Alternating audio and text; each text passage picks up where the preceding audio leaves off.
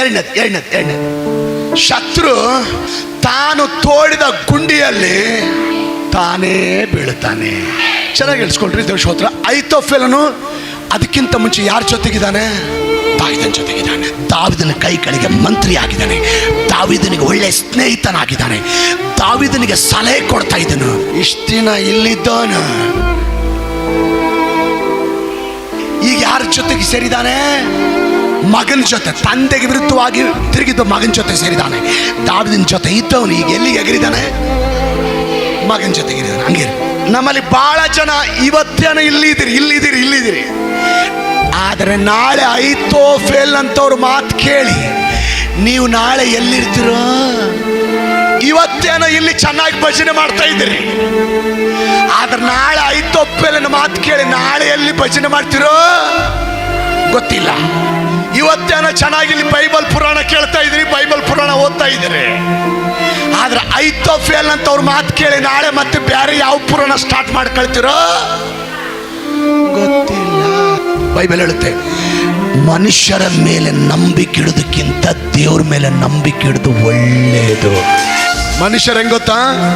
ಇವತ್ತು ನಿನ್ನ ಪಕ್ಷ ಇರ್ತಾರೆ, ನಾಳೆ ಅವ್ರ ಪಕ್ಷ ಇರ್ತಾರೆ. ಇವತ್ತು ನಿನ್ನನ್ನು ನೆನೆಸ್ತಾರೆ, ನಾಳೆ ಅವ್ರನ್ನ ನೆನೆಸ್ತಾರೆ. ಇವತ್ತು ನಿನ್ನನ್ನು ಹೊಗಳ್ತಾರೆ, ನಾಳೆ ಅವ್ರ ಜೊತೆ ಸೇರಿ ನಿನ್ನನ್ನು ತೆಗಳುತ್ತಾರೆ. ಮನುಷ್ಯರ ಬುದ್ಧಿನೇ ಅಷ್ಟೇ. ಬೈಬಲ್ ಹೇಳುತ್ತೆ, ಮನುಷ್ಯನ ಮೇಲೆ ನಂಬಿಕೆ ಇಡೋದಕ್ಕಿಂತ ದೇವ್ರ ಮೇಲೆ ನಂಬಿಕೆ ಇಡೋದು ಒಳ್ಳೇದು. ನೀವು ನಂಬಿದವರು ಯಾವ ಸಮಯದಲ್ಲಿ ನಿಮ್ಮನ್ನು ಬಿಟ್ಟು ಹೋಗ್ತಾರೆ ಗೊತ್ತಿಲ್ಲ. ನನ್ನ ದೇವ್ರು ಹೇಳ್ತಾ ಇರೋದು, ಯಾವಾಗ ನಿನಗೆ ತಿರುಗಿ ಬೀಳ್ತಾರೆ ಗೊತ್ತಿಲ್ಲ, ಯಾವಾಗ ನಿನಗೆ ಟೋಪಿ ಹಾಕ್ತಾರ ಗೊತ್ತಿಲ್ಲ. ಅಷ್ಟು ವರ್ಷ ದಾವೀದನ ಜೊತೆಗಿದ್ದಂತ ವ್ಯಕ್ತಿ, ದಾವೀದನ ಹತ್ರ ಸಹಾಯವಾದಂತ ವ್ಯಕ್ತಿ, ಮಗನ ಪಕ್ಷ ಸೇರಿ ದಾವೀದನಿಗೆ ವಿರುದ್ಧವಾಗಿ ದಾವೀದನನ್ನ ಕೊಲ್ಲಲಿಕ್ಕೆ ರೆಡಿ ಆಗಿದ್ದಾರೆ ಇಬ್ಬರು ಸೇರಿ. ಅಮ್ಮ ಒಂದು ಮಾತು ಹೇಳ್ತೀನಿ, ಕೇಳಿಸ್ಕೊಡ್ರಿ, ನಿಮ್ಮ ಮನಸ್ಸಲ್ಲಿ ಇಟ್ಕೊಡ್ರಿ ಮಾತನ್ನ. ಯಾರಾದ್ರೂ ಒಬ್ಬ ವ್ಯಕ್ತಿ, ಯಾರಾದ್ರೂ ಒಬ್ಬ ಸ್ತ್ರೀ, ಯಾವುದಾದ್ರೂ ಒಂದು ಕುಟುಂಬ, ನಿಮ್ಮ ಸೇವಕರು ನಿಮಗೆ ಕಷ್ಟ ಕಾಲದಲ್ಲಿ ಸಹಾಯ ಮಾಡುವ, ನಿಮ್ಮನ್ನು ಕಷ್ಟ ಕಾಲದಲ್ಲಿ ಪೋಷಿಸುವಾಗ, ನಿಮಗಾಗಿ ಕಣ್ಣೀರು ಬಿಟ್ಟು ಪ್ರಾರ್ಥಿಸುವಾಗ, ನಿಮ್ಮ ಇಕ್ಕಟ್ಟಲ್ಲಿ, ನಿಮ್ಮ ವೇದನೆಯಲ್ಲಿ, ನಿಮ್ಮ ಇಬ್ಬಂದಿಯಲ್ಲಿ ಅವ್ರು ನಿಮಗೆ ಸಹಾಯದ ಹಸ್ತ ಚಾಚುವಾಗ, ನಿಮ್ಮ ಕಣ್ಣೀರಿನಲ್ಲಿ ನಿಮಗೋಸ್ಕರ ಪ್ರಾರ್ಥನೆ ಮಾಡಿ ನಿಮ್ಮನ್ನು ಬಲಪಡಿಸುವಾಗ ಅಂಥವ್ರನ್ನ ಯಾವತ್ತೂ ಮರಿಬಾರದು. ಯಾರು ಸಹಿಸಲ್ಲ, ದೇವರು ಕೂಡ ಇದನ್ನು ಸಹಿಸಲ್ಲ. ಏನ್ ಪ್ಲಾನ್ ಮಾಡ್ದ ಕೇಳಿ, ಚೆನ್ನಾಗಿ ಕೇಳಿಸ್ಕೊಡಿ ದೇವಶೋತ್ರ. ಅಷ್ಟು ದಿನ ದಾವೀದನ ಜೊತೆಗಿದ್ದ, ಈಗ ದಾವೀದನಿಗೆ ವಿರುದ್ಧವಾಗಿ ತಿರುಗಿಬಿದ್ದ ಮಗನ ಹತ್ರ ಹೋದ. ಏನೇನೋ ಅವನಿಗೆ ಹುಡುಗನ ತಲೆಗೆ ತುಂಬಿದ. ಅವನು ಪಾಪ ಈ ಐತೋಫೆಲ್ ಏನ್ ಹೇಳ್ದ ಅದನ್ನೇ ಮಾಡಕ್ ರೆಡಿ ಆಗ್ಬಿಟ್ಟ ಹುಡುಗ. ಐತೋಫೆಲ್ ಹೇಳ್ದ ಅದನ್ನ ಮಾಡಕ್ ರೆಡಿ ಆಗ್ಬಿಟ್ಟ, ತಂದೆನ ಕೊಲ್ಲಕ್ ರೆಡಿ ಆಗ್ಬಿಟ್ಟ. ಆಯ್ತು, ನಾನು ತುಂಬಿದ್ದೇ ಆಗುತ್ತೆ ಅನ್ಕೊಂಡ, ಫೇಲ್ ಆಯ್ತಲ್ಲ. ಕೇಳಿವಾಗ ಒಳ್ಳೆ ಆಲೋಚನೆ ಮಾಡಿದ್ರೆ ತಾನೇ ನಡೆಯೋದು. ಪ್ರಾರ್ಥನೆ ಮಾಡಬೇಕು, ಒಳ್ಳೆ ಪ್ರಾರ್ಥನೆ ಮಾಡಿದ್ರೆ ದೇವ್ರು ಕೇಳ್ತಾನೆ. ಇನ್ನೊಬ್ರು ಹಾಳಾಗ್ಲಿ, ಇನ್ನೊಬ್ರು ನಾಶ ಆಗ್ಲಿ, ನೋ ನೋ ನೋ ನೋ, ನಮ್ಮ ದೇವ್ರ ಹತ್ರ ಇಟ್ಕೋಬೇಡ ಅಂತಾವು. ಅವನ ಆಲೋಚನೆ ಫೇಲ್ ಆಯಿತು. ಫೇಲ್ ಆದ್ಮೇಲೆ ಏನಾಗುತ್ತೆ ಹೇಳ್ರಿ? ಫೇಲ್ ಆದ್ಮೇಲೆ ನಾಚಿಕೆ ಆಗುತ್ತೆ, ಅವಮಾನ ಆಗುತ್ತೆ. ಇವನಿಗೂ ಕೂಡ ಏನಾಯ್ತು? ಅವನ ಪ್ಲಾನ್ ಫೇಲ್ ಆಗಿದ್ದಕ್ಕೆ ನಾಚಿಕೆ ಆಗಿ, ಅವಮಾನ ಆಗಿ, ಇನ್ನು ದಾವೀದನ ಮುಂದೆ ನನ್ನ ಮಕ್ಕ ಹೆಂಗ್ ತೋರಿಸಲಿ ಅಂತೇಳಿ ಏನ್ ಮಾಡ್ತಾನೆ ಗೊತ್ತಾ? ಏನ್ ಮಾಡ್ತಾನೆ ನೋಡ್ರಿ, 2ನೇ ಸಾಮುವೇಲ ಬರೆದ ಪುಸ್ತಕ 17ನೇ ಅಧ್ಯಾಯ 23ನೇ ವಚನ. ಅಹಿತೋಫೆಲನು ತನ್ನ ಆಲೋಚನೆ ನಡೆಯಲಿಲ್ಲವೆಂದು ತಿಳಿದು, ತನ್ನ ಆಲೋಚನೆ ನೆರವೇರಲಿಲ್ಲ ಅಂತ ತಿಳಿದು, ತನ್ನ ಪ್ಲಾನ್ ಫೇಲ್ ಆಯ್ತಂತ ತಿಳಿದು, ತನ್ನ ಕುತಂತ್ರ ಫೇಲ್ ಆಯ್ತಂತ ತಿಳಿದು, ತನ್ನ ಒಳ ಸಂಚು ಫೇಲ್ ಆಯ್ತಂತ ತಿಳಿದು, ಕತ್ತೆಗೆ ತಡಿ ಹಾಕಿಸಿ ಕೂತುಕೊಂಡು ತನ್ನ ಊರಿಗೆ ಹೋಗಿ ಮನೆಯಲ್ಲಿ ಎಲ್ಲ ವ್ಯವಸ್ಥೆ ಮಾಡಿ ಉರುಳು ಹಾಕಿಕೊಂಡು ಸತ್ತನು. ಶತ್ರು ತಾನು ಏನು ಪ್ಲಾನ್ ಮಾಡಿದನೋ, ಶತ್ರು ತಾನು ಏನು ಕುತಂತ್ರ ಮಾಡಿದನೋ, ಶತ್ರು ಏನು ಗುಂಡಿ ತೋಡಿದನೋ ದಾವೀದನಿಗೆ, ಆ ಗುಂಡಿಯಲ್ಲಿ ಅವನೇ ಬಿದ್ದನು. ಯಾವ ಶತ್ರುಗಳು ನಿಮ್ಮ ಕುಟುಂಬಕ್ಕೆ ವಿರುದ್ಧವಾಗಿ ಪ್ಲಾನ್ ಮಾಡ್ತಾ ಇದ್ದರು, ಯಾವ ಶತ್ರುಗಳು ನಿಮ್ಮ ಗಂಡನಿಗೆ ವಿರುದ್ಧವಾಗಿ ಪ್ಲಾನ್ ಮಾಡ್ತಾ ಇದ್ದರು, ನಿಮ್ಮ ದುಡಿಮೆಗೆ ವಿರುದ್ಧವಾಗಿ ಪ್ಲಾನ್ ಮಾಡ್ತಾ ಇದ್ದರು, ನಿಮ್ಮ ವ್ಯಾಪಾರಕ್ಕೆ ವಿರುದ್ಧವಾಗಿ ಪ್ಲಾನ್ ಮಾಡ್ತಾ ಇದ್ದರು, ಸೇವೆಗೆ ವಿರುದ್ಧವಾಗಿ ಪ್ಲಾನ್ ಮಾಡ್ತಾ ಇದ್ದರು, ಸೇವಕರ ಕುಟುಂಬಕ್ಕೆ ವಿರುದ್ಧವಾಗಿ ಪ್ಲಾನ್ ಮಾಡ್ತಾ ಇದ್ದರು. ಪ್ರಾರ್ಥನೆ ಮಾಡ್ರಿ, ಪ್ರಾರ್ಥನೆ ಮಾಡ್ರಿ. ನೀವು ಪ್ರಾರ್ಥನೆ ಮಾಡಿದ್ರೆ ಗೊತ್ತಾ, ಅವರು ಮಾಡಿದ ಪ್ಲಾನ್ ಅವರಿಗೆ ಉಲ್ಟಾ ತಿರುಗುತ್ತೆ. ಇವತ್ತು ಹೇಳ್ತೀನಿ, ಯೇಸು ನಾಮದಲ್ಲಿ ಯಾರು ನಿಮಗೆ ವಿರುದ್ಧವಾಗಿ ಪ್ಲಾನ್ ಮಾಡ್ತಾ ಇದ್ದಾರೆ, ಯಾರು ನಿಮಗೆ ವಿರುದ್ಧವಾಗಿ ಕುತಂತ್ರ ಮಾಡ್ತಾ ಇದ್ದಾರ, ಯಾರು ನಿಮಗೆ ವಿರುದ್ಧವಾಗಿ ಗುಂಡಿ ತೋಡ್ತಾ ಇದ್ದಾರ, ಆ ಗುಂಡಿಯಲ್ಲಿ ನೀವು ಬೀಳಲ್ಲ. ಆ ಗುಂಡಿಯಲ್ಲಿ ಅವರೇ ಬೀಳೋ ತರ ನನ್ನ ದೇವರು ಕಾರ್ಯ ಮಾಡುತ್ತಾರೆ. ನಿನ್ನ ಹೆಂಗಮ್ಮ ಗುಂಡಿಯಲ್ಲಿ ಮುಚ್ಚಾಕ್ಲಿಕ್ಕೆ ನನ್ನ ದೇವರು ಬಿಡ್ತಾನೆ. ಅಯ್ಯೋ, ಹೆಂಗ್ರಿ ದಾವಿದನ್ ದೇವ್ರು ಬಿಟ್ಟು ಕೊಡ್ತಾನ್ರಿ. ದಾವಿದ ಪ್ರವಾದಿರಿ ಅಲ್ಲ, ಹೋಗಿ ಹೋಗಿ ಪ್ರವಾದಿನ ಮುಚ್ಚಾಕ್ಬೇಕಂತ ಮೂರ್ಖರವ್ರು. ಯಾರ ಹತ್ರನ ಇಟ್ಕೋ, ದೇವರ ಸೇವೆ ಮಾಡೋರ ಹತ್ರ ಇಟ್ಕೋಬೇಡ.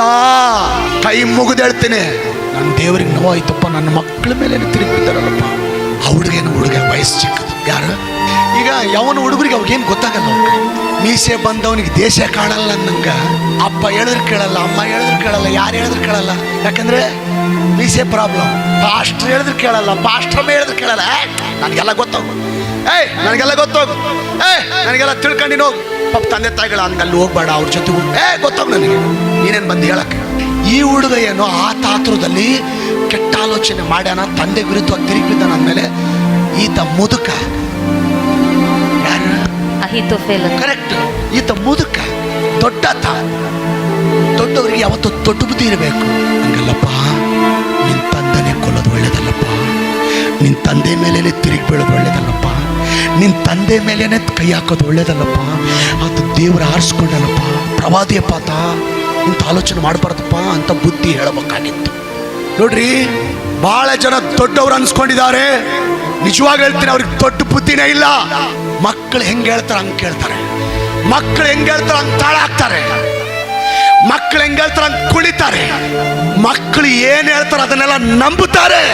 ಮಗನಿ ಮಗಳೇ, ಸೋದರಿ, ನಿನ್ನ ಮಗ ಒಳ್ಳೇದು ಮಾಡ್ತಾ ಇದ್ದಾನೆ, ಕೆಟ್ಟದ್ದು ಮಾಡ್ತಾ ಇದ್ದಾನೆ ಅಂತ ಗಮನಿಸ್ಬೇಕು ನೀನು. ನನ್ನ ಮಗ ಒಳ್ಳೆಯವ್ರ ಜೊತೆ ತಿರುಗ್ತಾ ಇದ್ದಾನ, ಕೆಟ್ಟವ್ರ ಜೊತೆ ತಿರುಗ್ತಾ ಇದ್ದಾನ, ದೊಡ್ಡವರಾದ ತಂದೆ ತಾಯಿಗಳಾದ ನೀವು ಗಮನಿಸ್ಬೇಕು. ನನ್ನ ಮಗ ಮೊಬೈಲಲ್ಲಿ ಒಳ್ಳೇದು ನೋಡ್ತಾ ಇದ್ದಾನೆ, ಕೆಟ್ಟದ್ದು ನೋಡ್ತಾ ಇದ್ದಾನೆ, ಗಮನಿಸ್ಬೇಕು ನೀನು. ನನ್ನ ಮಗ ಮೊಬೈಲಲ್ಲಿ ಸಿನಿಮಾ ಹಾಡು ಕೇಳ್ತಾ ಇದ್ದಾನ, ದೇವ್ರ ಹಾಡು ಕೇಳ್ತಾ ಇದ್ದಾನ, ಗಮನಿಸ್ಬೇಕು ನೀನು. ಮಗ ಏನು ಮಾಡಿದ್ರು ಕೂಡ, ಕೆಟ್ಟದ್ದು ಮಾಡಿದ್ರು ಕೂಡ, ನನ್ನ ಮಗ ಒಳ್ಳೆಯವನಂತ ಸಮರ್ಥನೆ ಮಾಡ್ಕೋಬೇಡ ನೀನು. ಇವತ್ತು ನಿನ್ನ ಮಗ ತಪ್ಪು ಮಾಡುವಾಗ ಕಣ್ಣಾರೆ ಕಂಡು ನೀನು ಬುದ್ಧಿ ಹೇಳಿಲ್ಲ ಅಂದ್ರೆ, ಇವತ್ತು ನಿನ್ನ ಮಗನ ನೀನು ತಿದ್ದಲಿಲ್ಲ ಅಂದ್ರೆ, ಇವತ್ತು ನಿನ್ನ ಮಗನನ್ನ ನೀನು ಸರಿ ಮಾಡಲಿಲ್ಲ ಅಂದ್ರೆ, ಒಂದು ದಿನ ನಿನ್ನ ಮಗನ ಪರಿಸ್ಥಿತಿ ನೋಡಿ ಎದೆ ಪಡ್ಕೊಂಡು ಅಳುವಂತ ಪರಿಸ್ಥಿತಿ ಬರೋದು ಗ್ಯಾರಂಟಿ. ಮಗ ಮಾಡಿದಕ್ಕೆಲ್ಲ ಸೈ ಅನ್ಕೊಂಡ್ ಬಂದಿಯಾ, ನಿನ್ನ ಮಗನ ನೀನೆ ಕೈಯಾರೆ ನರಕ ತಳ್ತಾ ಇದೀಯಾ. ಕೆಲವು ತಂದೆ ತಾಯಿ ಅವ್ರ ಮಕ್ಕಳು ಅವ್ರ ಒಳಗಡೆ ಅವ್ರು ಏನ್ ಮಾಡ್ತಾ ಗೊತ್ತಿಲ್ಲ, ಅವೆಂತ ಕೆಟ್ಟ ಕೆಲಸದಲ್ಲಿ ಮುಳುಗ್ಯಾರ ಗೊತ್ತಿಲ್ಲ. ಅಲ್ಲಿ ಒಂದೊಂದು ಮಗ ಟಾಪ್ ಅಲ್ಲಿ ಬರ್ತಾನೆ. ಒಬ್ಬ ತಾಯಿ ಇದ್ಲು, ಆಕೆಗೆ ಒಬ್ಬ ಮಗ ಇದ್ದ.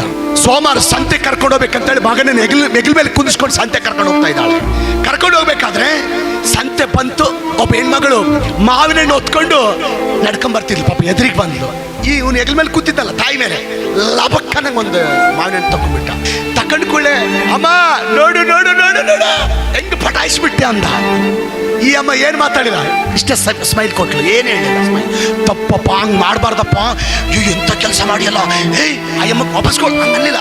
ನೋಡಿ, ಈ ಸಂತೆಗೋದ ಆಯಮ್ಮ ಎಲ್ಲೆಲ್ಲಿ ತರಕಾರಿ ತಗೊಂತ ಇದ್ಲು, ಆ ತರಕಾರಿ ಕೊಡೋರು ಪಾಪ ಆ ಕಡೆ ನೋಡ್ಕೊಳ್ಳೆ ಸ್ವಲ್ಪ ತಗೊಂಡಾಗ್ತಿದ್ದ. ಅವಾಗ ಕೂಡ ಆಯಮ್ಮ ನೋಡಿ ಮಗನ ಏನನ್ನಿ. ಸ್ಕೂಲಿಗೆ ಹೋದ, ಸ್ಕೂಲಿಂದ ಪೆನ್ಸಿಲ್ ಕತ್ಕೊಂಡ್ಬರ್ತಿದ್ದ, ಪೆನ್ ಕತ್ಕೊಂಡ್ಬರ್ತಿದ್ದ, 10 ರೂಪಾಯಿ ನೋಟ್ ಕತ್ಕೊಂಡ್ಬರ್ತಿದ್ದ. ಅದನ್ನೆಲ್ಲ ಬಂದು ತಾಯಿಗೆ ಹೇಳ್ತಿದ್ದ. ಪಾಪ ಒಂದು ದಿನ ಬೈಲಿಲ್ಲ, ಹಿಂಗ ಮಾಡಬಾರ್ದು, ಇದು ತಪ್ಪು, ಇದು ಕೆಟ್ಟದ್ದು, ಇದು ದೇವರ ವಿರುದ್ಧ, ಇದು ಏನ್ ಮಾಡಿದ್ರು ಅಂತಿದ್ಲು. ದೊಡ್ಡವನಾದ, ಬೆಳೆದು ದೊಡ್ಡವನಾದ. ಒಂದಿನ ಜಡ್ಜು ಮಗಳು ಬ್ಯಾಂಕಿಗೆ ಹೋಗಿ 1 ಲಕ್ಷ ರೂಪಾಯಿ ಕ್ಯಾಶ್ ಬಿಡಿಸ್ಕೊಂಡು ಬ್ಯಾಗಲ್ಲಿ ತರ್ತಾ ಇದ್ರೆ, ಒಂದು ಚಾಕು ತಕ್ಕೊಂಡೋಗಿ ಆ ಹುಡುಗಿನ ಚುಚ್ಚಿ ಬ್ಯಾಗ್ ಕಿತ್ಕೊಂಡ್ ಬಂದ್ಬಿಟ್ಟ. ಅವಳಿಗೆಲ್ಲ ಸತ್ತು ಕೇಳಿದ್ಬಿಟ್ಟ. ಪೊಲೀಸ್ ವೆರಿಫಿಕೇಶನ್ ಆಯ್ತು. ಇಂಥ ವ್ಯಕ್ತಿನ ಕೊಲೆ ಮಾಡಿದಂತ CCTV ಕ್ಯಾಮರಾದಲ್ಲಿ ಗೊತ್ತಾಯ್ತು. ಇಡೀ ರಾಜ್ಯ ಯಪ್ಪ ಅವನೆಂತ ಹುಡುಗ, ಅವನೆಂತ ವ್ಯಕ್ತಿ, ಜಡ್ಜ್ ಮಗಳನ್ನೇ 1 ಲಕ್ಷ ರೂಪಾಯಿಗೋಸ್ಕರ ಕೊಲೆ ಮಾಡನಂತ ಎಲ್ಲ ಟಿವಿಯಲ್ಲಿ ಬಂತು. ಪೊಲೀಸರು ಬಂದು ಹೇಳ್ಕೊಂಡು ಹೋದ್ರು, ಕೋರ್ಟ್ಗೆ ಒಪ್ಪಿಸಿದ್ರು. ಕೋರ್ಟಲ್ಲಿ ಈ ರೀತಿ ಜಡ್ಜ್ಮೆಂಟ್ ಆಯ್ತು, ತೀರ್ಪಾಯ್ತು. ಇವನನ್ನ ಗಲ್ಲಿಗೆ ಹಾಕ್ರಿ, ಇವನ್ನ ಬಿಡಬೇಡ್ರಿ. ಇವನ್ನ ಜಡ್ಜ್ ತೀರ್ಪು ಕೊಟ್ಬಿಟ್ಟ. ತನ್ನ ಸ್ವಂತ ಮಗಳು ಕಳ್ಕೊಂಡ ನೋವು ಅವನಿಗೆ. ಅವನನ್ನ ಗಲ್ಲಿಗೆ ಹಾಕ್ಲಿಕ್ಕಿಂತ ತಾರೀಕಿನ ದಿನ ಗಲ್ಲಿಗೆ ಹಾಕ್ಲಿಕ್ಕೆಲ್ಲ ರೆಡಿ ಮಾಡಿದ್ರು. ಇವನ ಹೆಂಗೆ ಸಾಯಕ್ಕೆ ರೆಡಿ ಮಾಡ್ಕೊಂಡು ಅವರು ಸಾಯಕ್ಕೆಲ್ಲ ರೆಡಿ ಮಾಡಿದ್ರು. ಪೊಲೀಸರು ಕೇಳಿದ್ರಂತೆ, ಇನ್ನು ಅರ್ಧ ಗಂಟೆಯಲ್ಲಿ ಸತ್ತೋಗ್ತೀಯಾ? ಇನ್ನು ಅರ್ಧ ಗಂಟೆಯಲ್ಲಿ ನನ್ನ ಕಲ್ಲಿಗೆ ಹಾಕ್ತೇವೆ, ಇನ್ನು ಅರ್ಧ ಗಂಟೆಯಲ್ಲಿ ನನ್ನ ನೇಣಿಗೆ ಹಾಕ್ತೀವಿ, ನಿಂದೇನಾದ್ರೂ ಕೊನೆ ಆಸೆ ಇದ್ರೆ ನೆರವೇರಿಸ್ತೀವಿ ಅಂತ ಕೇಳಿದ್ರು ಪೊಲೀಸರು. ಸರ್, ನನ್ನ ತಾಯಿನ ಕರೆ ಕಳಿಸ್ರು ಸರ್, ಮಾತಾಡ್ಬೇಕು ನಾನು. ತಾಯಿಗೆ ಫೋನ್ ಮಾಡಿದ್ರು, ತಾಯಿನ ಕರೆ ಕಳಿಸಿದ್ರು. ತಾಯಿ ಬಂದ್ಲು, ಆ ಜೈಲು ಒಳಗೆ ಬಂದಳು. ಮುಂದೆ ನಿಂತ್ಕೊಂಡ್ಳು. ಯಾಕಪ್ಪ ನನ್ನ ಕರೆ ಕಳಿಸಿದೆ? ಯಾಕಪ್ಪ ನನ್ನ ಕರೆ ಕಳಿಸಿದೆ? ಆ ಹುಡುಗ ಒಂದು ಸಾರಿ ಕೈ ನಿಂಗೆ ಚೇರೆ, ಒಂದು ಸಾರಿ ಮುಖ ಪಟಾತ ಹೊಡೆದ. ಯಾಕಪ್ಪ ನಾನು ಹೊಡಿತಾ ಇದೀಯಾ? ಈ ಏಟು ನಾನು ಸಣ್ಣವನಿದ್ದಾಗ ಸಂತೆ ಕರ್ಕೊಂಡು ಹೋಗಿದ್ದಲ್ಲ, ಹೆಗಲ ಮೇಲೆ ಕೂತ್ಕೊಂಡು ಮಾವಿನ ಹಣ್ಣು ಕತ್ತಾಗ ನೀನು ಹೊಡೆದಿದ್ರೆ ಇವತ್ತು ನಾನು ಗಲ್ಲಿಗೆ ಹೋಗುವಂತ ಪರಿಸ್ಥಿತಿ ಬರ್ತಾ ಇರಲಿಲ್ಲ. ನಾನು ಕೆಡ್ಲಿಕ್ಕೆ ಕಾರಣ ನೀನೇ, ನಾನು ಹಾಳಾಗ್ಲಿಕ್ಕೆ ಕಾರಣ ನೀನೇ. ಇವತ್ತು ನಾನು ಒಂದು ಕೊಲೆಗಾರನಾಗಿ ಇವತ್ತು ಗಲ್ಲಿಗೆ ಹೋಗ್ಲಿಕ್ಕೆ ಕಾರಣ ನೀನೇ. ಇಂಥ ತಾಯಿ ಇರಬಾರ್ದಂದ. ನಾಚಿಕೆಯಿಂದ ತಲೆ ತೆಗೆಸ್ಬಿಟ್ಲ ತಾಯಿ. ಅಮ್ಮ, ತಾಯಂದ್ರೆ, ತಂದೆಗಳೇ, ನಿಮ್ಮ ಪರಿಸ್ಥಿತಿ ಏನು, ನಿಮ್ಮ ಮಕ್ಕಳ ಪರಿಸ್ಥಿತಿ ಏನು? ಇವತ್ತು ನಿಮ್ಮ ಮಕ್ಕಳಿಗೆ ನೀವು ದೊಡ್ಡವರಾಗಿ ಅವ್ರು ಓದ್ತಾ ಇದ್ದಾರಾ ಇಲ್ವಾ? ಅವ್ರು ಒಳ್ಳೆಯವ್ರ ಜೊತೆ ತಿರುಗ್ತಾ ಇದಾರ, ಕೆಟ್ಟವ್ರ ಜೊತೆ ತಿರುಗ್ತಾ ಇದ್ದಾರಾ? ಪ್ರಾರ್ಥನೆ ಮಾಡ್ತಾ ಇದಾರ, ಪ್ರಾರ್ಥನೆ ಮಾಡ್ತಾ ಇಲ್ವಾ? ಆತ್ಮೀಯವಾಗಿದ್ದಾರ, ಅಶ್ಲೀಲವಾದಂತ ಕಾರ್ಯಗಳಲ್ಲಿ ಮುಳುಗಿದಾರ? ಮೊಬೈಲಲ್ಲಿ ದೇವ್ರ ಹಾಡು ನೋಡ್ತಾ ಇದ್ದಾರ ಅಥವಾ ದೇವ್ರ ವಾಕ್ಯ ನೋಡ್ತಾ ಇದ್ದಾರ? ಇದು ಎಚ್ಚರಿಕೆ ನಿನಗಿಲ್ಲ ಅಂದ್ರೆ ಒಂದು ದಿನ ನಿನ್ನ ಮಕ್ಕಳ ಹೀನ ಸ್ಥಿತಿ ನೋಡಿ ಅವ್ರ ಮುಂದೆ ತಲೆ ತಗ್ಗುವಂತ ಪರಿಸ್ಥಿತಿ ಬರೋದು ಗ್ಯಾರಂಟಿ. ಐತೋಫೆಲ್ ಬುದ್ಧಿ ಹೇಳ್ಬೇಕಾಗಿತ್ತು. ಹುಡುಗನಿಗೆ ಹಂಗೆ ಮಾಡಬಾರ್ದಪ್ಪ, ಬುದ್ಧಿ ಹೇಳಲಿಲ್ಲ. ಗಮನಿಸ, ಬುದ್ಧಿ ಹೇಳ್ರಿ, ಮಕ್ಕಳಿಗೆ ಬುದ್ಧಿ ಹೇಳ್ರಿ, ಸರಿ ಮಾಡ್ರಿ, ಪ್ರಾರ್ಥನೆ ಮಾಡ್ರಿ. ಅದಕ್ಕೆ ಸ್ವಾಮಿ ಹೇಳಿದ್ರು, ಅಮ್ಮ ನನಗೋಸ್ಕರ ಯಾಕೆ ಅಳ್ತೀರಾ? ನಿಮಗಾಗಿ, ನಿಮ್ಮ ಮಕ್ಕಳಿಗಾಗಿ ಹೇಳ್ರಿ. ಇವತ್ತು ನಿಮ್ಮ ಮಕ್ಕಳ ಬಗ್ಗೆ ನೀವು ಪ್ರಾರ್ಥನೆ ಮಾಡಲಿಲ್ಲ ಅಂದ್ರೆ, ಇವತ್ತು ನಿಮ್ಮ ಮಕ್ಕಳ ಜೀವನ ನೀವು ತಿದ್ದಲಿಲ್ಲ ಅಂದ್ರೆ, ಇವತ್ತು ನಿಮ್ಮ ಮಕ್ಕಳ ಜೀವನ ನೀವು ಸರಿ ಮಾಡಲಿಲ್ಲ ಅಂದ್ರೆ, ನಿಮ್ಮ ಮಕ್ಕಳು ಹೇಳಿದಕ್ಕೆಲ್ಲ ಸೈ ಸೈ ಸೈ, ನನ್ನ ಮಗ ರೈಟ್, ನನ್ನ ಮಗ ರೈಟ್, ನನ್ನ ಮಗ ರೈಟ್, ನನ್ನ ಮಗ ರೈಟ್ ರೈಟ್ ಆಗ್ಬಿಡ್ತಾನೆ. ಬುದ್ಧಿ ಹೇಳು.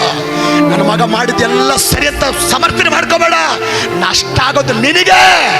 ಅದಕ್ಕೆ ಹೇಳ್ತಾನೆ, ಬೆತ್ತ ಹಿಡಿಯದ ತಂದೆ ಮಗನಿಗೆ ಶತ್ರು ಆಗ್ತಾನಂತೆ. ಇವತ್ತು ಬೆತ್ತ ಹಿಡಿಲಿಲ್ಲ ನೀನು, ಇವತ್ತು ಗದರಿಸ್ಲಿಲ್ಲ ನೀನು, ಇವತ್ತು ಅವ್ರನ್ನ ಬೆದರಿಸ್ಲಿಲ್ಲ ನೀನು, ಇವತ್ತು ಅವ್ರನ್ನ ಖಂಡಿಸ್ಲಿಲ್ಲ ನೀನು, ನಾಳೆ ನಿನ್ನ ಶತ್ರು ಅಕ್ಕಪಕ್ಕದ ಮನೆಯವರಲ್ಲ, ನಿನ್ನ ಮಗನೇ. ನಿನಗೆ ತಿರುಗಿ ಬೀಳೋದು ನಿನ್ನ ಮಗನೇ, ನಿನ್ನ ಎದುರು ನಿಲ್ಲೋದು ನಿನ್ನ ಮಕ್ಕಳೇ.